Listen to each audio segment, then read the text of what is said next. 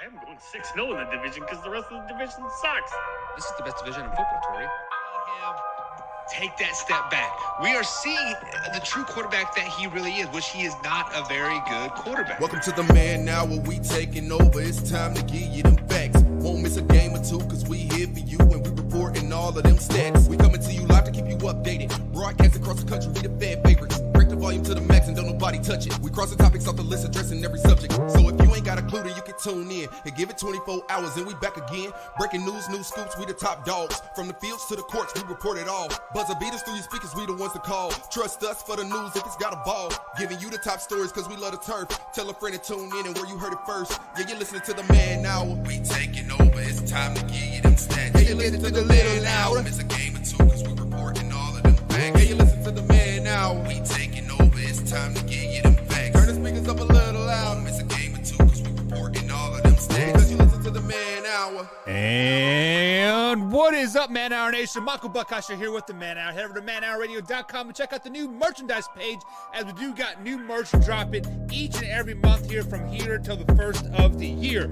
So, also, guys, we have reamped the website. The website is looking fresh, is looking really, really nice right now. So be sure to head over there. And we got a new part of the website. It is a part of the forums. So if you like to talk trash, talk with other people, become a part of the forums there. It is free, no charge to anybody whatsoever. Jump in there. It is great, great time. So it's so much fun, guys. So that just started this afternoon. I believe I'm the only one in there right now. So if you guys are listening to us here at youtube.com/Man Hour, head over to manhourradio.com, click on the forums tab, and just sign up for it, guys. It is free, it's simple, and it's going to be a lot of fun. You get to hang out with the community. We get to build a relationship with each other and everything. So, guys, we do have an action-packed show for you guys lined up today. We got Mr. Wayne G himself on from Infinity Sports here on his weekly Thursday segment. He'll be on here in about a half hour, 8:30 East Coast time. Every Wednesday is when Wayne G follows. He is from Infinity Sports. Be sure to follow him on Twitter at SportsInfinity5 on the old Twitter machine. Also, guys, be sure to follow myself at manhour_Buck. Follow Combs at manhour_Combs. Follow Tori at manhour_Tori as well. We do got a poll happening for you guys tonight, and there are 4 games here that I want you guys to vote on. Which game would you, if you only had the opportunity to watch one game this weekend, which one of the 4 games would you prefer to watch? Pittsburgh versus Cleveland, Tennessee versus the Indy, New England versus the LA Chargers, or Tampa Bay versus New Orleans. So the poll is going to be live here shortly, guys. I just opened it up. What's up, Drew, my man? So you guys, Drew is a member here on the Man Hour Nation, and you guys see that little symbol right by his name. It says Drew, last name. I'm not going to butcher it because people butcher my last name all the time, Drew. He has a little Man Hour symbol there. That's because he is a part of Man Hour Nation. How did he become a part of Man Hour Nation, you might ask? He simply hit the join button here at youtube.com/Man Hour. And for 99 cents a month, he got behind the scenes access footage. He gets merchandise discounts.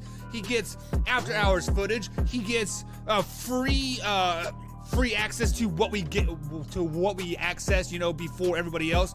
So he actually got free access to the website before you all did, because he's a part of the member. There's a 99-cent crew, and then there's a $2.99 group where you get more perks, you get more discounts, but $5.99, guys, that's where all the magic happens.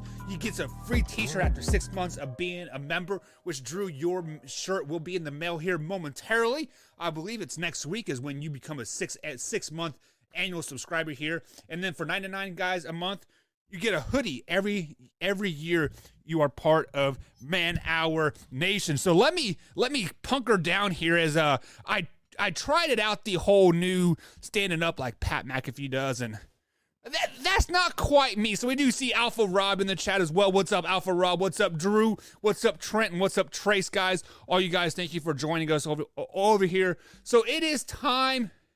Yeah, Drew, 6 months already. Yeah, I mean, time has flown by here. So, guys, if you guys don't know, Combs and myself started Man Hour the way you guys see it right now. Man Hour, our birth date was Christmas Day. So Christmas Day, we're like, hey, let's do this, Combs. Let's jump on board. Let's do you and me. And Christmas Day, Man Hour, as you guys see it right now, was born. And so we are what? We're almost 11 months old. So, I mean, we are coming up on the year anniversary very, very quick here. We are almost 250 episodes in as well. So, guys, things are cooking over here at Man Hour, and thank you guys are part of being Man Hour Nation. So, where did my notes go? There they are. My notes were trying to hide from me, guys. So, wow. This show's already starting off on the great foot. Ginger Brain here. So like I said, we got Wayne G joining up here in about 20 minutes now. So if you guys don't know Wayne G is he is the host of Affinity Sports, and he brings a segment called That's Debatable. So he brings up topics that, that could be debatable for most of the viewership. Like he says that Wilt Chamberlain is the GOAT of basketball, not LeBron James. Absolutely wrong, but that is a very debatable topic. But what is not debatable is whether it is very debatable, I should say, should Dak Prescott play Sunday versus the Minnesota Vikings? So as you guys know, the Dallas Cowboys were on a bye week last week, which was week 7, but week 6, he suffered a calf strain the very last week.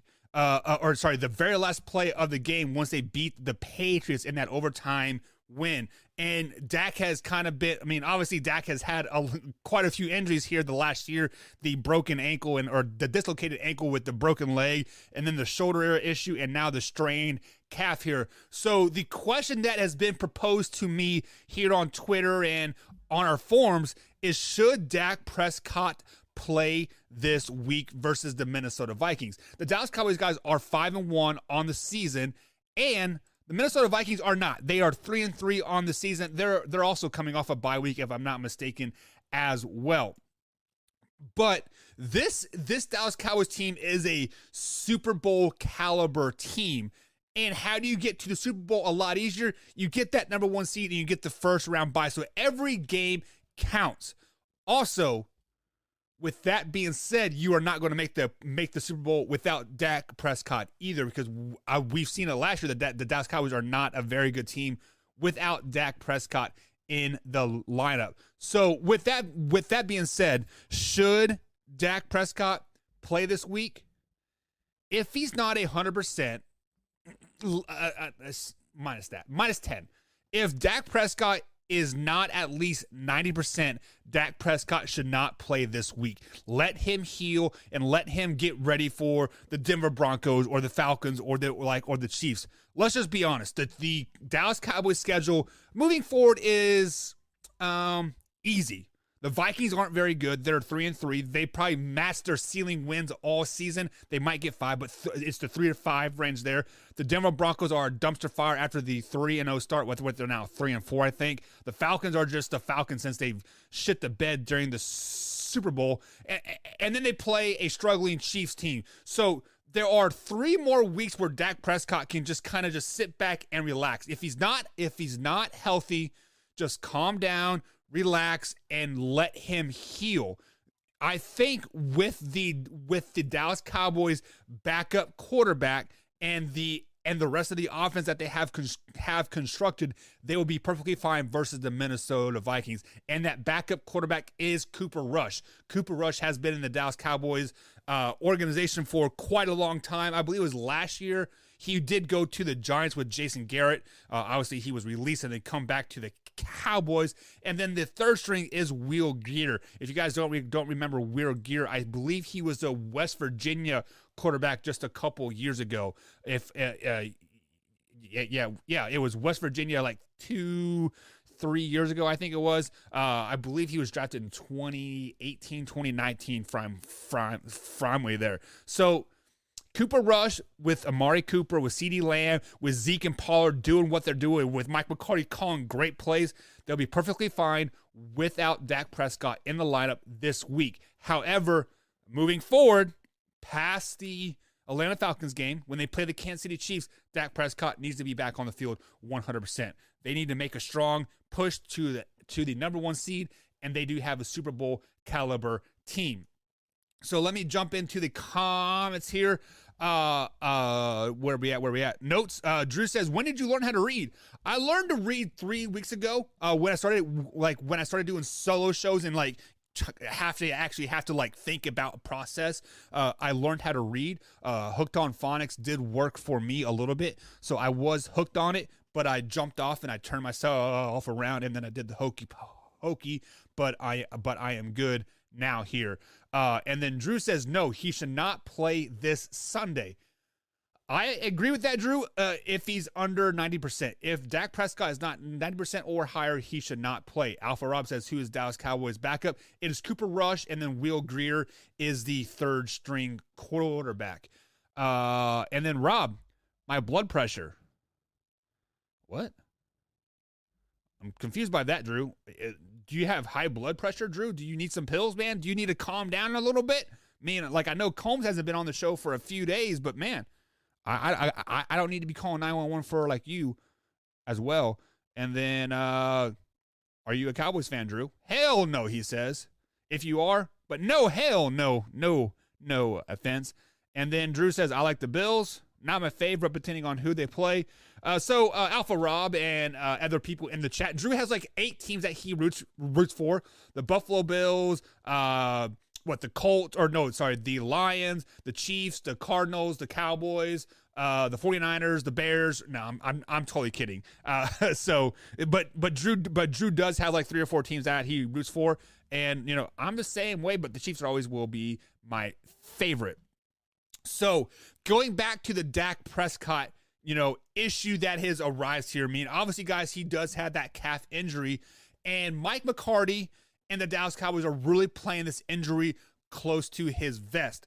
Many people that have seen them at practice, I do follow a Cowboys guy that is strictly Cowboys. He goes to all the practices and the press conferences, etc. I believe it's like his name's Cowboy Rob or something to that effect. I will link his Facebook in the description just to give him some credit.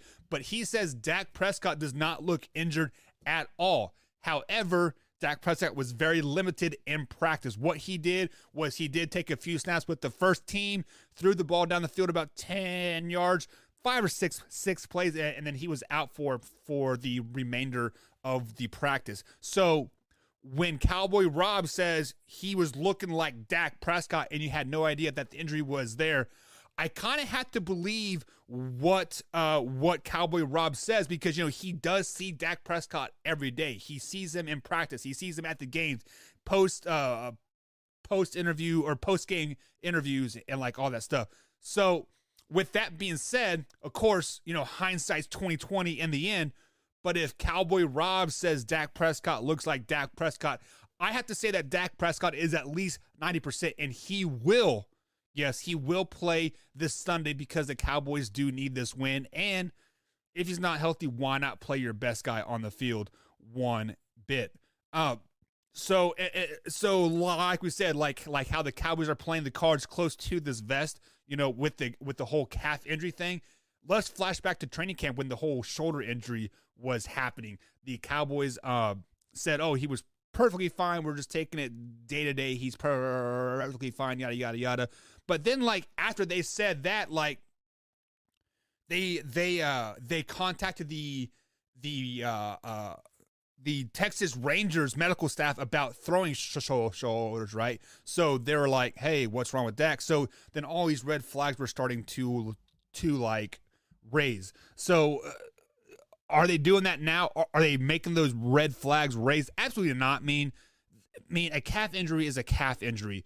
It's either it's hurt or it's not. When you hurt your calf, it is a endurance muscle. It is not a pull or you can obviously pull it, but usually it is a strain because it's tired, right? So hopefully this week and a half off really helped the Dallas Cowboys and Dak Prescott. So moving forward here, the game that is happening tonight obviously is the Cardinals versus the Packers. But one of the biggest storylines to come from this game is not the COVID. It is J.J. Watt. J.J. Watt is likely going to have, or he's having shoulder surgery, but it is likely to end his season. He did hurt his shoulder in the second quarter of last week's game versus the Houston Texans. However, this is big news, because what is the biggest weakness for the Arizona Cardinals, guys? Let me know in the chat. I'll give you a second. That's right. It is the rush defense. The rush defense is by far the Achilles heel of this Arizona Cardinals defense. And yes, they were getting better week to week, but now you lose a big increment part of that. Also, Chandler Jones is back, but he was off obviously on the COVID list, so you don't know quite where he is going to be at. So this Thursday night game, I said it last night and I said it 2 nights ago, and I'm going to reiterate again tonight. This is a huge test for the Arizona Cardinals, because the Green Bay Packers are out 2 receivers, possibly 3, depending on if they activate Marquez Scantlin off of the IR or not. But I feel deep in my gut that the Green Bay Packers are going to run the ball a lot, and this will either expose the Arizona Cardinals defense, or it will make us look and be like, hey, you know what? Maybe they aren't as bad as we thought they were. But however, right now, guys, JJ Watt he will miss tonight's game. He's having surgery on that shoulder and will probably end his season. So I want to propose a question to people in the chat here. Drew, you are a Cardinals fan. Alpha Rob, you are a Cardinals hater. So like we have people going head to head here like a little bit. So many people are JJ Watt's fan. Like you almost cannot hate the guy at all. But does this recent injury to his shoulder, does that end JJ Watt's career? Let me know in the comments, guys. Give me a hashtag yes or a hashtag no, and we'll see what the people think here. So on Twitter, we already have some hashtag yeses coming in. So big shout out to you guys for quickly giving me that hashtag. But I think this does not end JJ Watt's career. The only thing this will do is probably prolong his career a little bit, because I think deep down he wants to go play with his baby brother in Pittsburgh. Maybe not Pittsburgh, but he wants to play with his baby brother somewhere. Although his baby brother TJ did just sign that big mega deal, like 5 years, $100 million deal, right? So if JJ wants to play with TJ in the end, he's probably going to have to go to Pittsburgh and make that happen. So with that being said, I do not think it ends his career. I actually think it prolongs it, because 10 weeks off to heal, not take those hits, that adds a little bit of mustard into your step here a little bit. Is that even a thing? A mustard into your step? How about a pep into your step? How about that? So yeah, so I do think it will prolong his career a little bit. Also, the next guy up here on the injury list, this has been a very injury-prone first part of the show here before we get Wayne G on from Infinity Sports at Sports Infinity 5. If you guys are on Twitter, be sure to give him a follow. Baker Mayfield. So, guys, Baker Mayfield obviously has that torn labrum and then a broken bone in his shoulder. During his press conference today, he said he felt stronger and he felt like he could play this week. So, the Cleveland Browns obviously play a very pivotal game this week. They play a division foe in the Pittsburgh Steelers. The loser of this game will be in last place in the AFC North, and then more than likely probably out of the playoff picture moving forward. Yes, I know it's very, very early, but let's just be honest. The AFC is loaded, and you cannot be last in your division and expect to have a chance at the playoffs.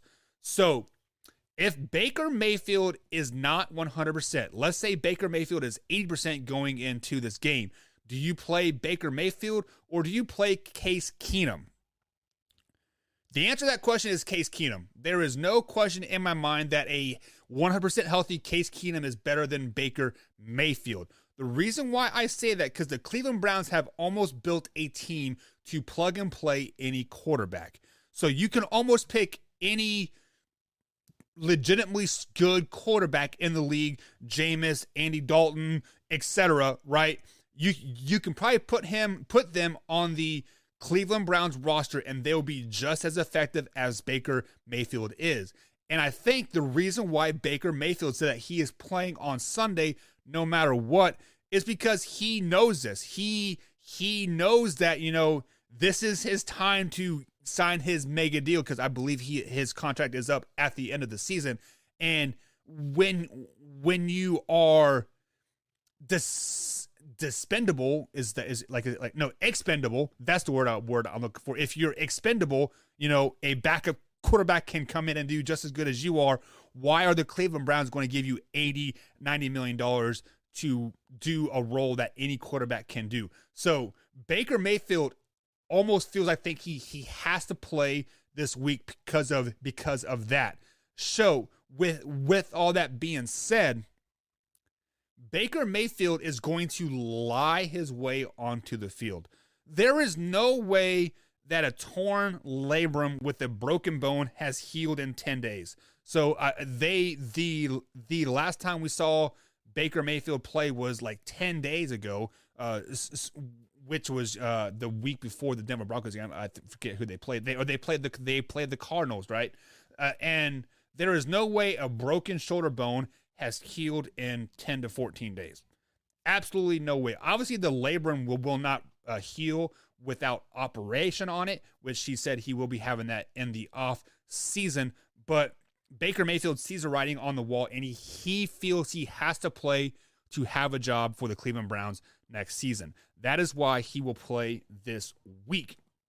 With that being said, guys, that takes us up to our first break of the night. And on the other side of the break, we do have the one and only Wayne G from Infinity's Force with That's Debatable. So basically, Wayne brings us some topics that he likes to debate about, or thinks topics are going to be debatable, and we discuss it and if it is debatable or not. We do have a poll going over here, guys, at youtube.com/manhour.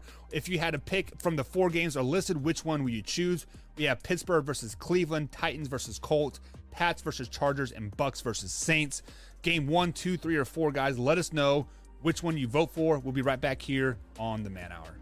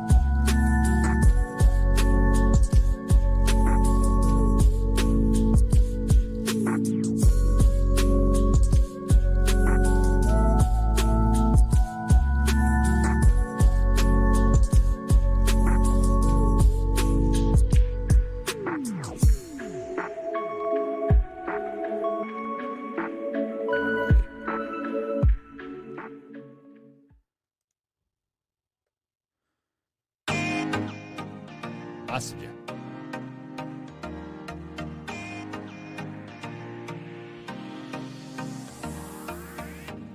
And welcome back to the Man Hour, guys. Michael Buckcasher here tonight. You can follow me on Twitter at manhour_buck. And also, guys, head over to manhourradio.com, as we did give the website a little bit of makeover, and we added forms on there. So there has only been one post made. So, guys, be sure to head over to manhourradio.com. Check out the form page, as each week or each show moving forward, we'll pull out like the best debate topics or the best discussions, and we'll talk about it here during the Shop Talk section of the show. But it is Thursday, the final show of the week, 8:30 East Coast time, so that only means one thing. We welcome the man, the myth, the legend himself, Mr. Wayne G from Infinity Sports. Wayne, what's going on tonight, bud? What's going on? Excited to be on. I missed last week. Yeah. I started the show early because I was doing a solo show, and we're painting the house, and it's just like I wanted to give people what they want, but at the same time, I needed to make the wife happy too. So it's kind of like shit in one hand or wishing the other. Well, I don't know. It was just it was a lose-lose situation. So that's 100% my fault, Wayne. But you're here tonight, and tell the people what your show is all about and where they can find it. Absolutely. Infinity Sports. We are at Sports Infinity 5 on Twitter. That's the best way to get a hold of us. And basically, we talk all things sports. It's been a little bit of a hiatus. I don't think we've done a show now in a few weeks, trying to kind of figure some things out and get things back up and running so people like it. So definitely, this is the best time to hit me up at Sports Infinity 5. Let me know, what did you like about the show? What do you want to see going forward? I can basically custom tailor make a show for the fans. So definitely let me know what you like about the show. We'll get it up and running. There you go, guys. So follow him on Twitter at SportsInfinity5. It is in the link in the description, not on this page because I did not open that. That's Combs' Twitter. My bad, Wayne. But SportsInfinity5 on the old Twitter machine. So let's get started, Wayne. What's the first topic of the night? So first topic of the night, this is something that I have been advocating for half a decade, maybe even a decade. I've gone toe-to-toe with Brandon about this because he's a baseball purist. But baseball needs an automated strike zone for the computer to call balls and strikes, not umpires. And this goes back to last week. You had Laz Diaz from the home plate umpire, Game 4 of the ALCS. He missed Nathan Eovaldi's strike 3, and then they went on a run, 7 runs or something like that. But he missed 23 calls that game. Now, in all 30 stadiums, they have triangulated pitching cameras that record the pitch 50 times per second as it comes out of the pitcher's hand. They can figure out within an inch of where it crossed the strike zone. So why isn't the computer calling these? Now, they did a study from 2008 to 2018. Umpires made 12% of their calls were incorrect. In 2018 alone, umpires got 34,000 calls wrong, and 107 games ended on a bad call. Get rid of the home plate umpire, or have them there just to call safe or whatever when people are sliding in, but let the computers call balls and strikes. Yeah, so when Combs and Soup Boss actually did their live reaction show of the World Series Game 1, they actually went on like a half-hour rant about this, and Combs has been a big advocate about it. Like, he's like, hey, bring in the automated strike zone. I'm tired of this of this crap call. And I was on the exact opposite. What makes baseball such a great sport is the human error element, is the, hey, this is a judgment call. Hey, and then Combs wanted to come back at me like, hey, why don't you just challenge this, and this, and this? I'm like, well, in the NFL, you don't challenge judgment calls. You don't challenge holding. You don't challenge pass interference. So why would you be able to challenge balls and strikes? That makes absolutely zero sense to me. So automated strike zone, I am absolutely 100% against it.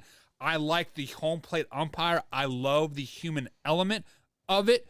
And if you think about this, it makes the game a lot more of a chess match. You have to find out, is this umpire going to call this a strike or he's not, right? And yes, I get it. It changes inning to inning, batter to batter. I get it. But it's the human element that makes it such a great game. So much fun to watch. It makes us talk about it.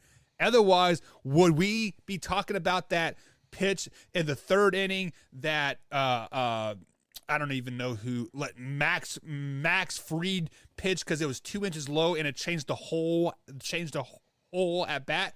No, we wouldn't. We wouldn't have a lot to talk about baseball at this point. I think you're completely wrong because there'd be plenty to talk about. You could talk about home runs, stolen bases, great catches out in the outfield. You could talk about a lot of things.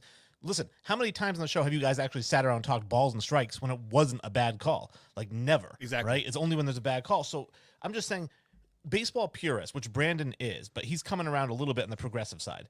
But baseball purists say the same thing. They say human element should be part of the game. It's always been part of the game.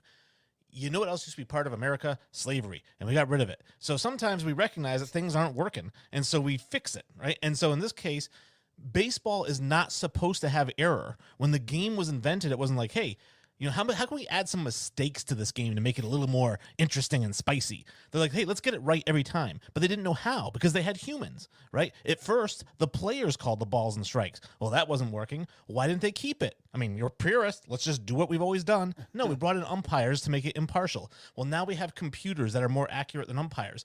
The goal of the game is to make it fair for both sides, and it's not when humans are calling balls and strikes. This makes it fair. It levels the playing field. It eliminates error, and there should not be error in any form of officiating in any sport. So if you do that, let's take it to the next level here. Let's say you have automated referees in NFL. There would literally be a flag on every single play. Talk about a long game. I mean, the World Series on game one was like 5 hours long. The NFL average game would probably be 6 hours long, like at that point.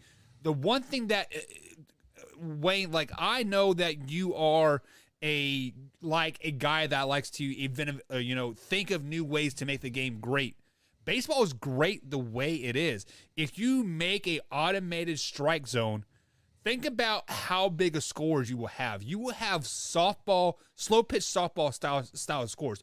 25 to 22 is the final.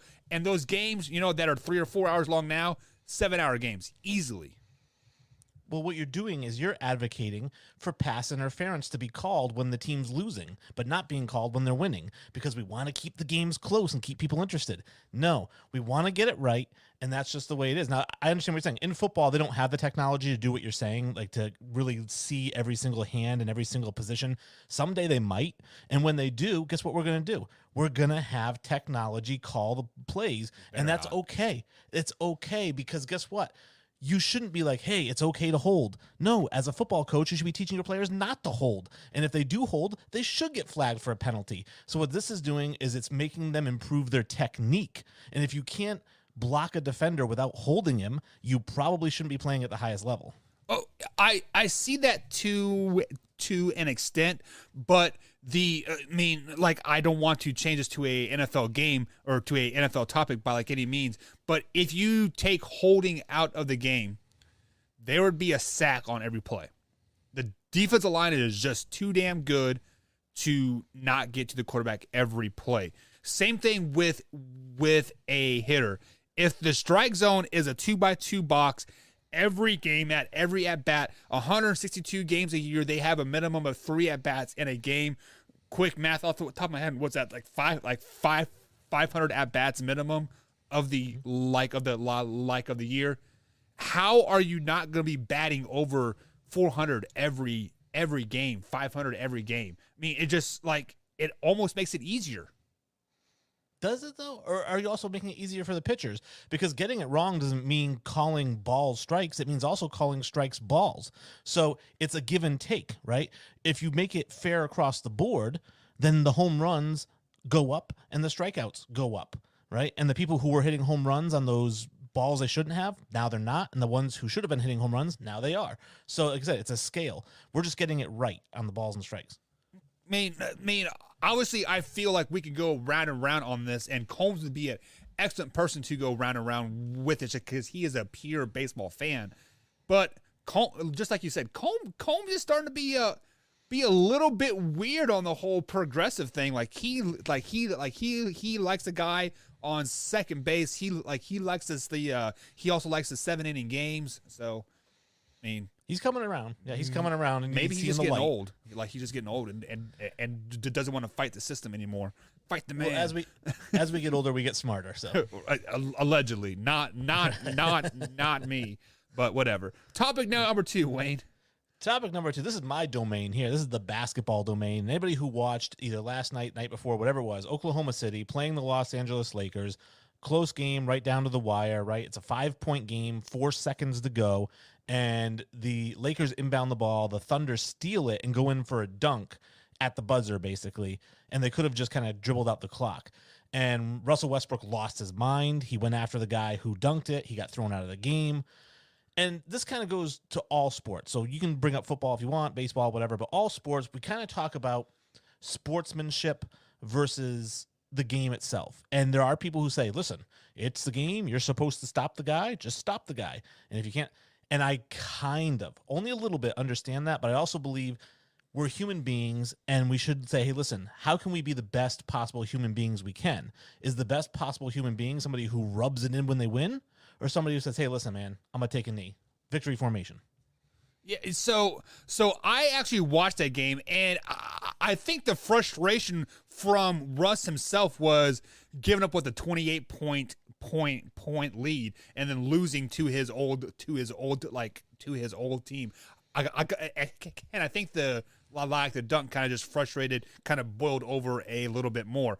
But to add to your point there, when you are up by 3 points with 3 seconds left and you steal the ball, I mean, this is definitely was a jab at Russ himself, just because he has been in Oklahoma City for like 8 or 9 years or whatever it was, and then he goes and joins this quote super team. So yes, you want to kind of rub your old superstar, like your old teammate's face in it, like hey, we just came back from 28 points down and we beat you in Oklahoma City. Welcome back home. You are not welcome here anymore. So to that fact, I do agree with what they did, just because, like you said, you get paid to stop me. If you can't, sorry about your luck. But on the, it is kind of a double-edged sword, just because, the next time that the Lakers and Oklahoma City plays, let's say the Lakers are up by 30-plus points and they have a chance to pull their starters. Are they going to? Probably not. They're going to run up to 50, 60 points, right? So it is kind of a damned if you do, damned if you don't. I am okay, like how it played out, because of Russ was playing his old team and he was probably John like all night.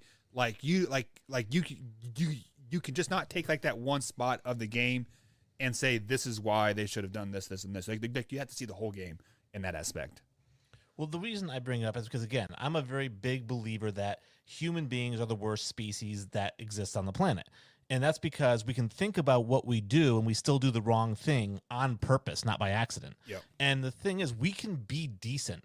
And that's where it comes to, I mean, let's say Russ was just running his mouth the whole game at Oklahoma City, right? And he was like, you guys stink, you guys suck, whatever, right? Someone might say, well, then he's totally justified in rubbing it in his face with that dunk. Is he?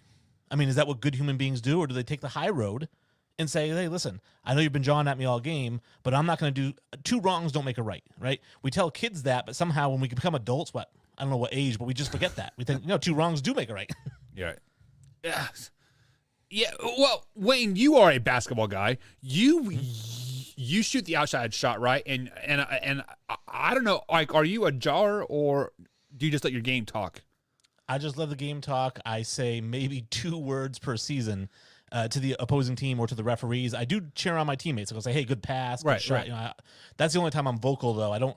I just score. And I mean, I've had games where I went out, I dropped 40, and I didn't say a word, and it's just because I'm just playing. And I've also played against guys who talked the entire game, and I would, in my heart, I'm like, you know what? I would love to just rub this guy's face in it, Yeah. But then I also have my mind, and my mind is what does my action procedures or whatever. And so I just want to say, listen, I would love to do that, but when the clock's running out, I'm just going to hold the ball at half court. I could jack up a 3, but I'm just going to hold the ball at half court. So you are a very rare human being, just because when most people have that person that are jawing at them all game long, and then you kind of have a chance to stick it to them just because you don't talk, you kind of stick it to them by finishing finishing at the other end, like with a big dunk or a big 3.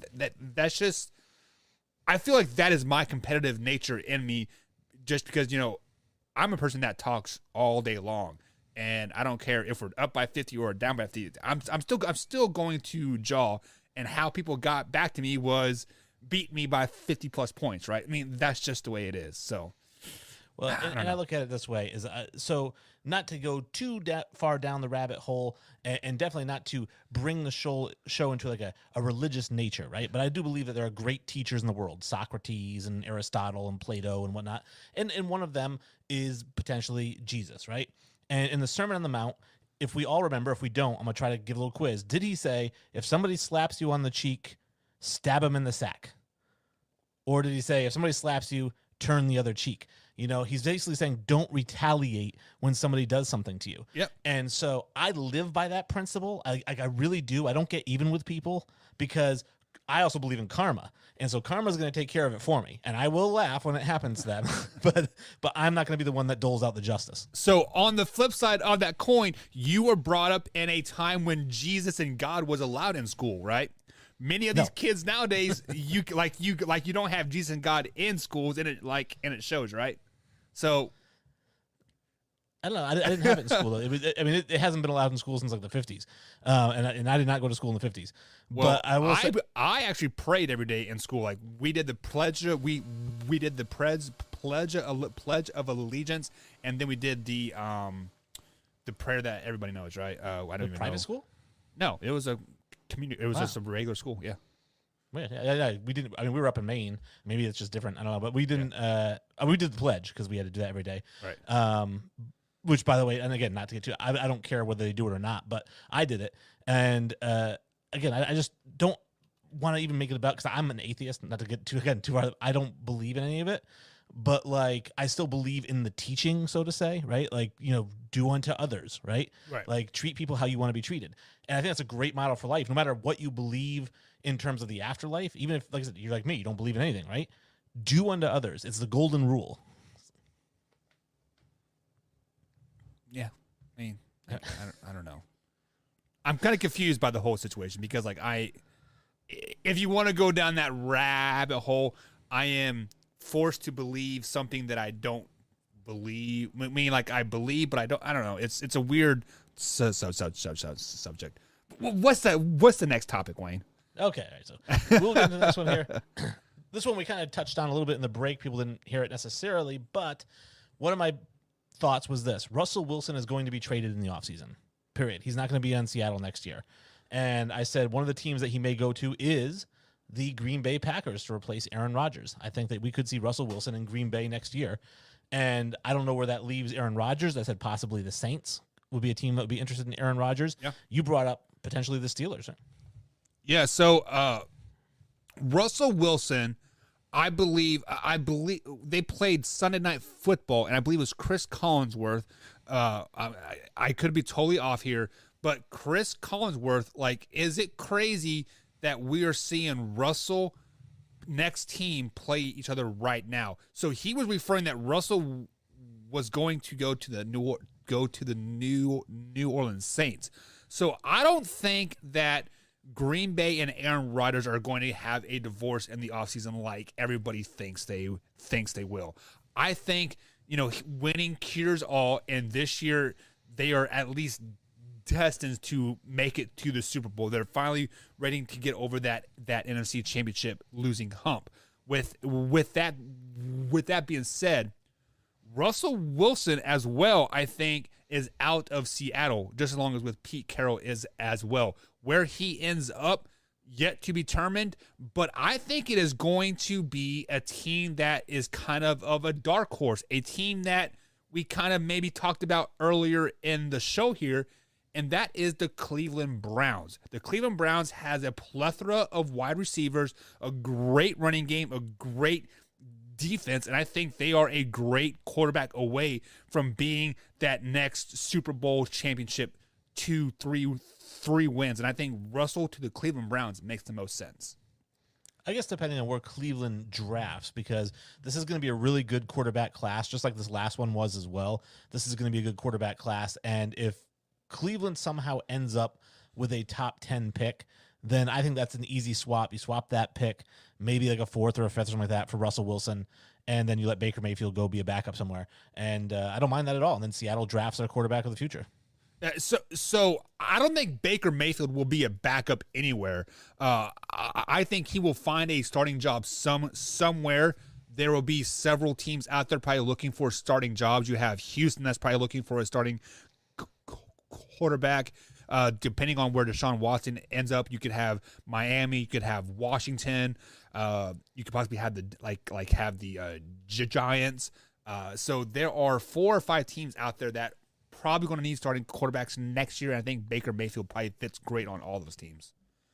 I guess as a stopgap, because there's probably 6 good quarterbacks in the first 2 rounds of this upcoming draft. So wherever he goes, if he goes to Houston, then he's going to be ahead of Malik Willis for 10 games, and then he won't ever start again. Or if he goes to Washington, maybe they have Keaton Slovis. So again, 10 games, and then you're never going to start again. So wherever he goes, it's going to be a stopgap for whoever gets drafted there. So people here in the chat are saying Denver. So are you guys saying that Baker Mayfield should go to Denver or Russell Wilson should go to Denver? Who do you think the Denver Broncos should get, Wayne? Russell or Baker? Between the two of them, it's Russell. I mean, you're saying Russell Westbrook or Baker Mayfield to any team. I don't care what the name of your team is. Russell Wilson is a much, much, much better quarterback than Baker Mayfield. So he is a legit superstar. He's a top 5 quarterback in the league. Even if you want to drop him down into like the 8-9 range, that's fine. It's still pretty good. Baker Mayfield, I don't know if he beats out Teddy Bridgewater. I don't think Teddy Bridgewater is on the Denver Broncos next year. We could see. I don't know. Maybe not. But you're not really upgrading. If you go with Baker Mayfield over Teddy Bridgewater, it's not a huge upgrade. You're probably paying more for it. Yeah, so let me ask you this question then, Wayne. Let's go totally off script here. Is Baker Mayfield a starter on any other NFL team right now besides the Cleveland Browns? Yes. Like I said, as a stopgap type quarterback, he could go to Houston and start. I mean, are you really going to take who do they have? Tyrod Taylor is there? Yeah, right now Davis Mills is starting because Tyrod Taylor's on IR too as well. Yeah, I think. Yep. I think Baker Mayfield's better than Davis Mills, so I think that he'd go there and start right away. I don't know about Washington. I really like Heineke. Yeah. I do think he could compete for the starting job there. So there's a couple teams he could probably go to now and start, but I think that after this draft, like I said, a lot of teams are going to be getting their quarterback of the future. And then Baker, I don't think he ever, unless he takes a huge step forward, this next year will be the last year he ever starts a game. So you are not a hot take type of guy, but I want to put you on the spot. Did Baker not signing an extension in the offseason, is it going to come back and bite him in the butt this offseason? Oh, 100%. I mean, here's the thing. If they offered him an extension and he turned it down because he was trying to get a bigger extension, he is one of the biggest fools in the history of the NFL. I didn't think Cleveland offered him an extension, which I wouldn't have if I was. Yeah. So, I mean, that's not really his fault. I mean, it is because of the way he played, but it's not really, he didn't turn anything down. If I'm Cleveland, I wouldn't have offered him an extension either. I wouldn't have given Josh Allen an extension, to be honest with you. We know how I feel about him. Right. Yeah. So, yeah, you guys heard it here first. I don't think Baker Mayfield is on the Cleveland Browns next year if he doesn't play this week. So, you heard it here. So, do you have any more topics for us tonight, Wayne? Got one more. It's a pop culture, because I like to mix in one pop culture hot take or debatable topic. And I've brought this up on other podcasts. I think I may have even brought it up on this show at some point, but I'm going to say it again. And anybody who disagrees with me, go ahead and at me, at SportsInfinity5. And that is Quentin Tarantino doesn't make good movies, period. I don't know if he's made one yet. Quentin Tarantino. First of all, I'm not a person very good with names. So name me some movies that he has been in. So one of the ones that people think is good but isn't, Pulp Fiction. Another one might be Inglourious Bastards. Another one might be Django Unchained, Once Upon a Time in Hollywood. Yeah, Inglourious Bastards I liked if I didn't have to read the whole, I don't know, it's probably like 80% of it, right? That was absolutely ridiculous. Pulp Fiction, I've never seen it, and the Django Unchained, I never even heard of that one. So I'm going to say no, he has not made a good movie. I kind of agree with you, Wayne. You'll catch some flack from the artsy fartsy movie crowd, the ones that wear berets and turtlenecks and go to Starbucks. Yeah. But The reality is he just doesn't make good movies. Pulp Fiction is overrated. It's not a great movie. Django is okay outside of Leonardo DiCaprio's performance, which if it didn't have that, it would be crap. And then even Inglourious Basterds, which was okay, but really, again, if you take out that scene with Michael Fassbender in the bar, the rest of that movie is just like, meh. Yeah, so Rock over here in the chat, he has become a part of Man Hour Nation. He's like, he says, wow, blasphemy. I think we got a Stephen A. Smith liker over here. So I think he disagree with you, Wayne. So Rock, name me a movie that was good that like he was in, because Pulp Fiction. He's a director, so he wasn't in it. He's a director. He was a director of Pulp Fiction. Yep. Kill Bill, volumes 1 and 2. Jackie Brown. Reading through the chat here. Yeah, on Twitter you have a lot of hate going on, Wayne. They said Pulp Fiction is a top 10 movie of all time.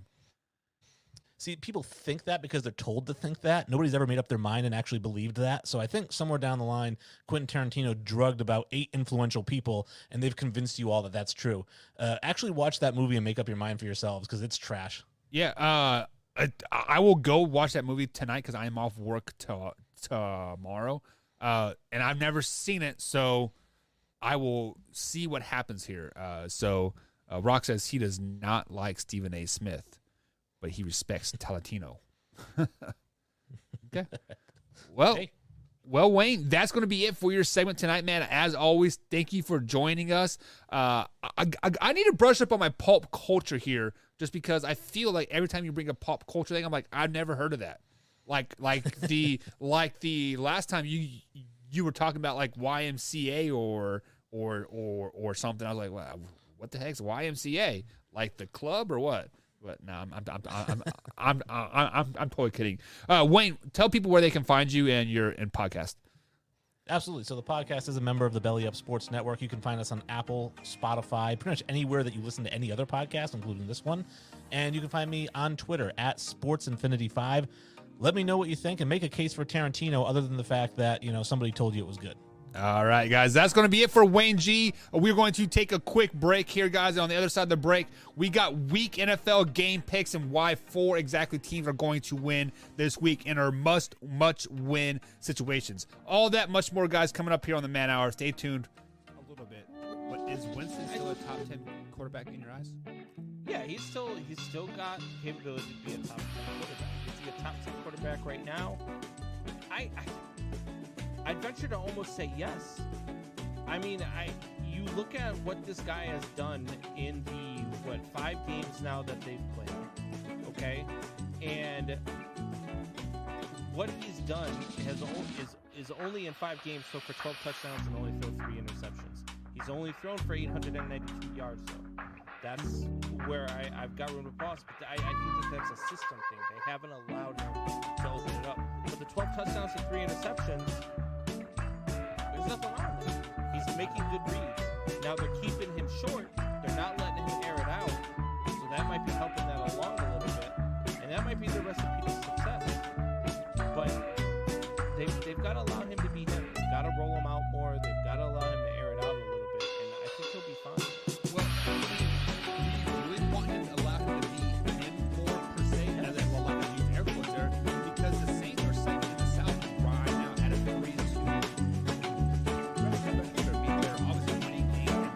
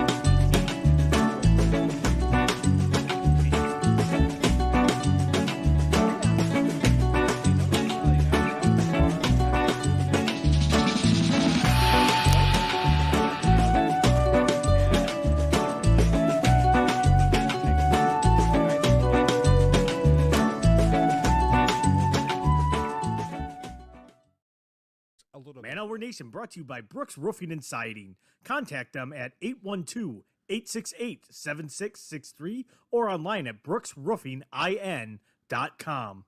Brooks Roofing and Siding, protection you need when nature strikes.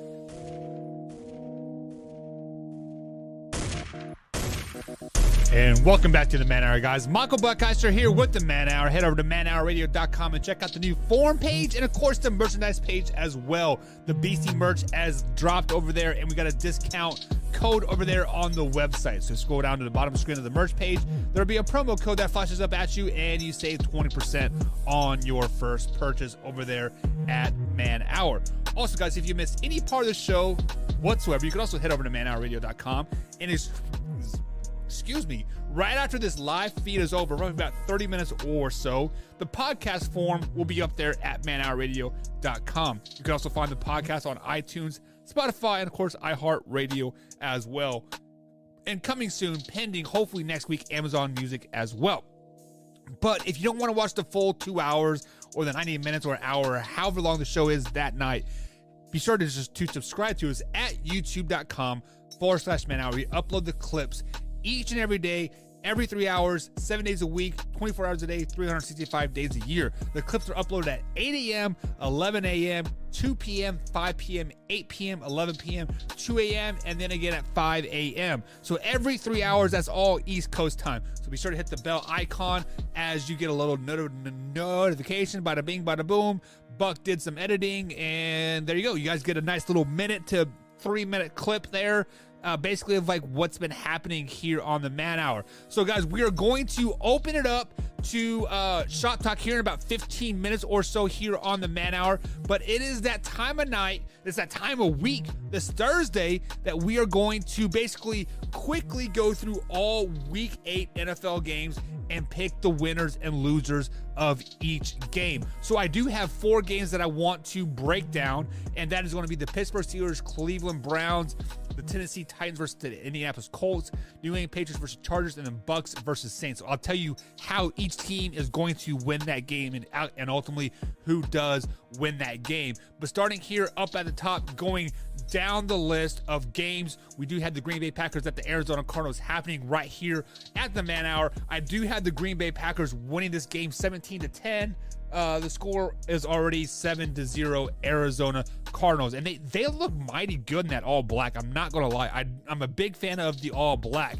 First game up here on the docket on Sunday, you have the Carolina Panthers traveling to Atlanta to take on the Falcons. I will have the Carolina Panthers winning that game. I think they get right again on this game. Sam Darnold finally comes back to week 1, 2, 3 and plays a little bit better, and the Falcons just aren't a very good team. They're coming around. Maybe next year they might be a 500 team ish. You know, obviously there's no 500 more in the NFL, but they will, look better. Second game up there, you have Miami traveling to Buffalo all day long. I don't think Miami even has a chance. Then you have the San Francisco 49ers taking on the Chicago Bears. Many people were speculating this would be the Trey Lance versus Justin Fields game, but Jimmy G will get the start, and I think the San Francisco 49ers will beat the the Chicago Bears at their home stadium. So the 49ers will get back on track, even though they're very, very injury prone. That takes us to the first game that I want to break down is the Pittsburgh Steelers taking on the Cleveland Browns. This is a game that normally would probably be the top of the division, right? Battling for that first and second seed here. But this was also going to be the loser of this game will be in sole position of last place in the AFC North, and then the winner will be the third place here. So this game doesn't have much implications as it normally does, but it still has very big implications. So who do I got winning this game? If Baker Mayfield plays this game, the Pittsburgh Steelers win.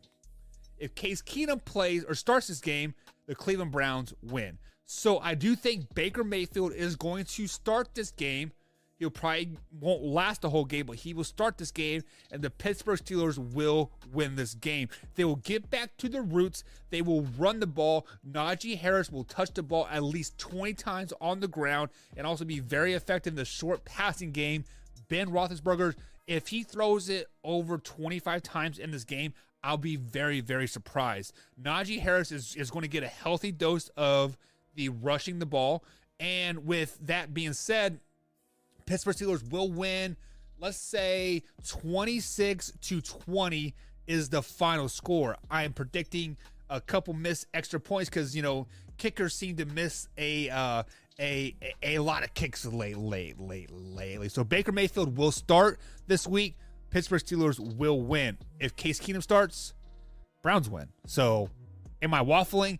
Yes, but I am taking the Steelers in the end. Next game up, we do have the Eagles taking on the Detroit Lions. Well, that's a battle of some great games. I'm taking the Detroit Lions in this game. They are at home. They're bound to win one game, right, guys? I mean, hell, they can't lose them all. Or can they? They have done it before, but whatever. Next up here, the game that I want to talk about are the Tennessee Titans taking on the Indianapolis Colts. So Tennessee Titans, obviously flexed on the Buffalo Bills a couple weeks ago on Monday night. Then they beat down the Kansas City Chiefs. However, they did lose to the Colts earlier in the season. At the time, the Colts were not playing very good. As of late, Carson Wentz is looking a little bit better. They're trying to find their way. T.Y. Hilton is kind of looking like T.Y. Hilton that we once knew. The defense is stepping up. With that being said, though, the Tennessee Titans always play well in Indianapolis. For whatever reason, at Lucas Oil Stadium, they always bring their A game. Colts always play well at Nissan Stadium there in Nashville. And the Tennessee Titans play well at Colts Stadium for whatever reason. I don't know why. But we are going to get a healthy dose of the running games on both sides of the ball. This game could literally be done by 3:30. Now, 1 o'clock kickoff time? 2:30. 2:30, I mean. This could literally be a 90-minute game, guys. This could be there are going to be so many rushes happening in this game. I bet you guys each side of the ball has 250 yards rushing easily. The quarterbacks are going to kind of be non-existent, and if it's going to be a rushing game head-to-head, the Tennessee Titans will win this game, and that's exactly I do have winning this game. The Tennessee Titans will win this game. Derrick Henry will break 100 yards this game. He'll probably get $160 or so. Ryan Tannehill throws for 175, probably 2 touchdowns as well. So although, Wentz and the boys have been balling, for whatever reason, the Titans play well at Lucas Oil Stadium. Rock says, I think the Colts will pull off the upset against the Titans.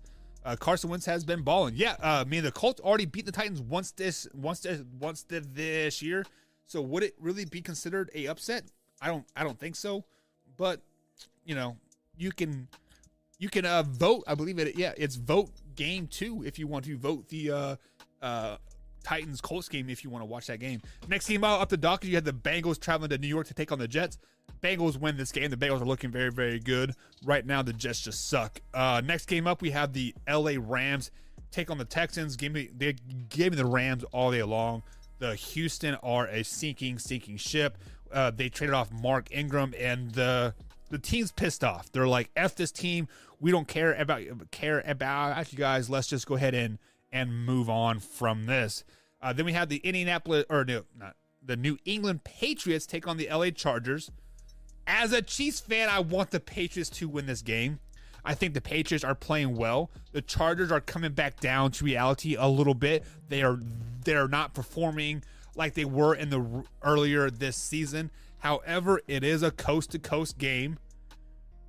But the Chargers don't really have a home stadium per se. So give me the Patriots in this game. They win by 6 points in this game. 24 to I don't know. Let's make it 18 to make it a good solid 6. Jacksonville Jaguars travel to Seattle and play Geno Smith. Give me Geno Smith and the Seattle Seahawks in this one. Washington football team taking on the Denver Broncos at Mile High Stadium. Give me the Washington football team. I just don't think the Broncos are very good. Teddy Bridgewater is definitely not the answer at the quarterback position. I think Drew Lock would have better success in this spot here. Tampa Bay taking on New Orleans at the Superdome. Give me the Bucks. No. Pause. Give me the Saints in this one. I think the Bucks are overlooking them. Because the Bucks are clicking on all cylinders. They are bound to not show up for one game, and I think this is the game they forget to show up. Give me the Saints. And then you had the Cowboys take on the Minnesota Vikings. Give me the Cowboys in this one, especially if Dak Prescott is healthy and playing this game. Infinity Sports, which is Wayne G, says Jacoby gets his first touchdown versus the Chargers. I like that. I like that a lot. But guys, that is going to be it for tonight's show. We are going to wrap it up. It has been a great week. I have flown solo all week. If you guys are interested in the World Series Game 3 reaction, it will be Friday with Suit Boss and Combs. I will be chiming in there for about half hour on Friday between innings 3 and 4. Hoffy, the baseball lackey himself, will be tuning in. Tori will be tuning in as well over there. So Game 3 reaction Friday here on Man Hour Nation at youtube.com/Man Hour. It'll also be live on manhourradio.com if you guys want to go to the website and give us some love there. Also, guys, they will be giving away some more merchandise during the Game 3 reaction as well. I believe Game 1, guys, they gave away like 5 or 6 pieces of memorabilia, I think. Rock won a signed Nolan Ryan autographed baseball. Drew won a Fink jersey and an autographed baseball bat. We gave a Beastie shirt away, and we gave a Man Hour tumbler away as well. So, guys, as always, thank you for joining us here. We will be back next week for the full 2-hour show, along with the after-hours show and behind-the-scenes footage. So if you are a member, be sure to check out the behind-the-scenes footage and the after-hours footage during the show, and of course, after the show as well. We also will be breaking some bigger news here if you are a member as well. So, guys, as always, thank you for joining us. Hit that like button. Hit the subscribe button. We'll see you guys Sunday. Actually, no. We'll see you tomorrow. World Series Game 3, Braves versus Astros at Atlanta. Battle for ATL, hashtag battle for ATL or for the H or whatever. Nonetheless, guys, have a good night.